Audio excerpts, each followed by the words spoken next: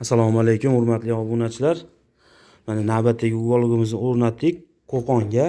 Kecha buni videosini qo'ygandim. Shu uyda turgan holatida videoga qo'ygandim. Endi mana xudo xolisa olib kelib, hojam qo'liga topshirdik, xudo xolisa mana. Razmerlari o'sha 4.30 ga 2.30, kampligida xon taxtasi, 3 ta taburetkasi, 4 ta bolishi bor. Xonlar ham o'sha o'zimiz qilayotgan 6 oylik xondan kecha videosini ham qo'ygandim mana. Olib kelib bugun topshirdik inshaalloh. Yani ko'rishingiz mumkin. Orqalari ham o'zini materialida, salapanlar tortilgan. Ko'rishingiz mumkin. Ichlari 100% sasna yog'och, pampers prujina bo'ladi. Gul taxtalari ham o'zini NDFdan sepilgan, podsetka gul taxtasi xonga moslangan, noshkalari ham shunaqa. Keyin buni noshkalari ham baland qilib qo'yilgan.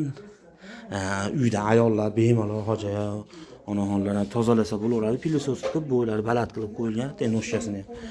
Mana xudo xolasa ko'rishingiz mumkin. Kimga shunaqa mebellar kerak bo'lsa, telefon nomerlarimiz bor. Telefon qilib aloqa chiqsanglar. Narxi mana shu Qo'qonga kelib, uyga o'rnatib berishlaringiz uchun 5,5 million so'mga tushdi. Kimga kerak bo'lsa telefon qilaverasizlar. Ismim Abdunosir. E'tiboringiz uchun rahmat.